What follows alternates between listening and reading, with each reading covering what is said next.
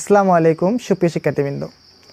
আজকে আমরা 1 থেকে 36 নম্বর মৌলের পারমাণবিক ভর মনে রাখার টেকনিক শিখব। তো এজন্য তোমাদের 1 থেকে 36টা মৌলের পারমাণবিক সংখ্যা আগে থেকে জানা থাকতে হবে। তো দেখো, প্রথমে আমরা 1 থেকে 20 পর্যন্ত শিখব। তো 1 থেকে 20 পর্যন্ত যে মৌলগুলো আছে এর মধ্যে 5টা ব্যতিক্রম আছে, আর বাকি 15টা আমরা জোড় ও বিজোড় এই দুইটা ধাপে বিভক্ত করে শিখে ফেলবো। তো এখানে দেখো, জোড় সংখ্যা যদি জোড় সংখ্যা হয় তার পারমাণবিক ভর হবে পারমাণবিক সংখ্যা গুণন 2, আর যদি বেজোড় সংখ্যা হয় তাহলে কি হবে? পারমাণবিক সংখ্যা গুণন 2 যোগ 1। তো দেখো, 1 থেকে 20 পর্যন্ত যে মৌলগুলোর পারমাণবিক সংখ্যা জোড় ব্যতিক্রম বাদে, তো সেগুলা এখানে লেখা আছে। তো এগুলো আমরা এখন পারমাণবিক ভরটা বের করি। তো দেখো, হিলিয়ামের পারমাণবিক সংখ্যা কত? 2। তো জোড় হলে কি টেকনিক? পারমাণবিক সংখ্যা গুণন 2। তাহলে 2 গুণন 2 কত হয়? হিলিয়ামের পারমাণবিক ভর 4। কার্বনের পারমাণবিক সংখ্যা 6। তো 6 গুণন 2 12। পারমাণবিক ভর কত? 12। অক্সিজেনের পারমাণবিক সংখ্যা কত? অক্সিজেনের পারমাণবিক সংখ্যা হলো 8।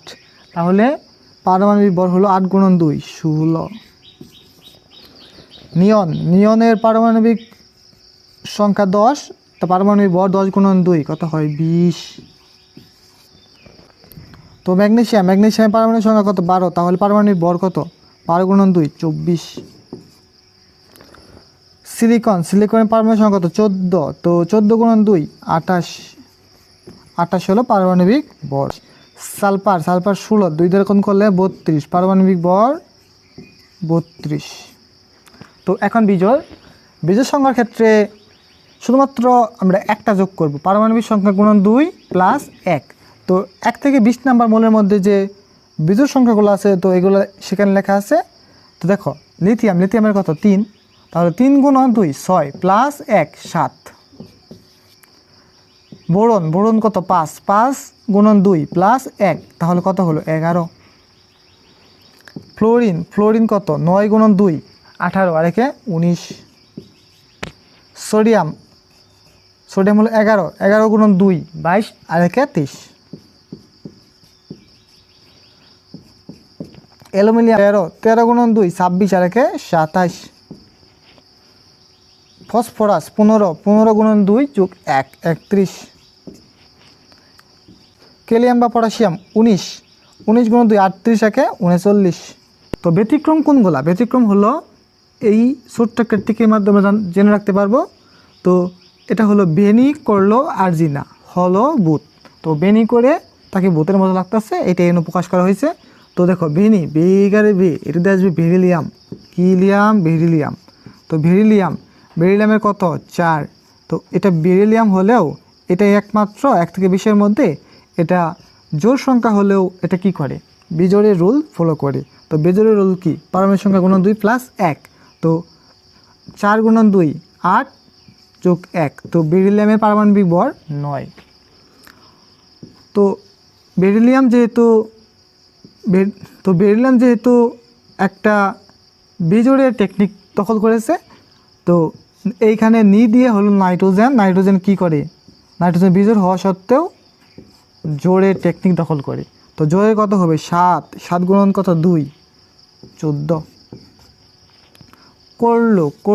করলো মানে কি?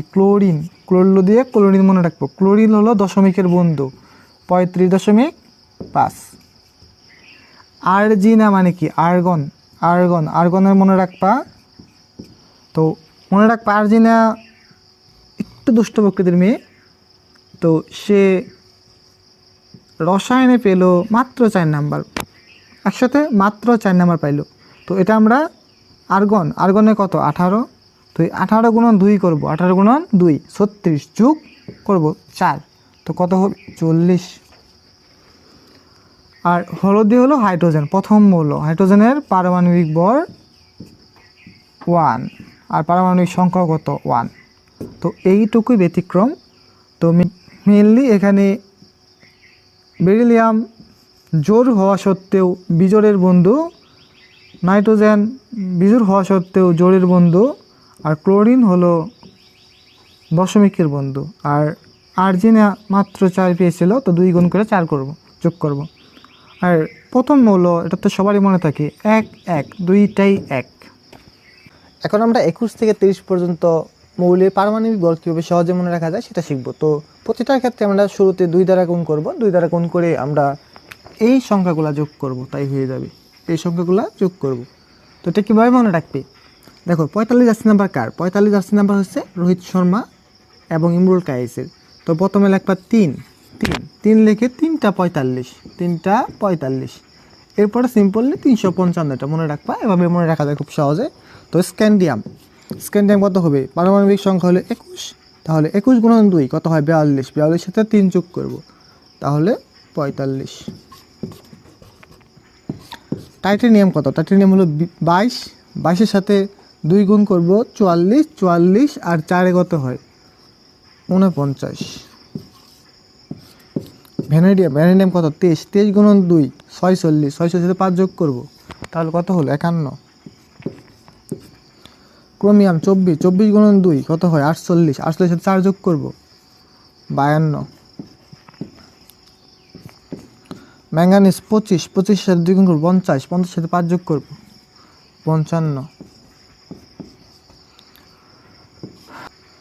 আয়রন 26, 26 গুণন 2 52, 52 সাথে 4 যোগ কত হয়? 56।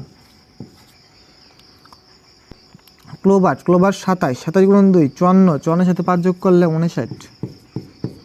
নিকেল 28, 28 গুণন 2 56, 56 সাথে 3 যোগ করলে 59। তো কপার কত? 29, 29 গুণন 2 58, 58 সাথে 5 যোগ করলে কত হয়? 63। তো 63। তো এরপরে দেখো কত? 5 আছে। লাস্টের 5টাকে আমরা দুইভাবে ব্যবহার করবো। একটা এখানে দশমিক আকারে ইউজ করবো, 0.5। তা কপারের পারমাণবিক ভর কত? 63.5। আর জিঙ্কের ক্ষেত্রে আমরা 30 গুণন 2 60, আর এই আবার 5টা ইউজ করব, তো 65। তো এখন আমরা 1 থেকে 36 নাম্বার মৌলের পারমাণবিক ভর মনে রাখার টেকনিক শিখবো। তো সেক্ষেত্রে আমরা এই সংখ্যাগুলো মনে রাখবো। প্রথমে কত? 8 9 9 11 10 12। তো গেলিয়াম কত? 31 নাম্বার। এই 31-এর 2 দ্বারা গুণ করবো, কত হয়? 31 গুণন 2 62 যোগ কত? 8, তাহলে হলো 70। জার্মেনিয়াম কত? 32, 32 গুণন 2 64, 64 সাথে 9 যোগ করব, তাহলে হলো 73।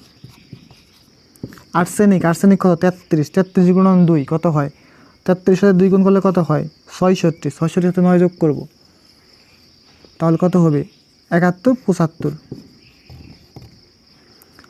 এরপরে সেলেনিয়াম কত? 34, 34 গুণন 2 68, 68 সাথে 11 যোগ করব, 69 79।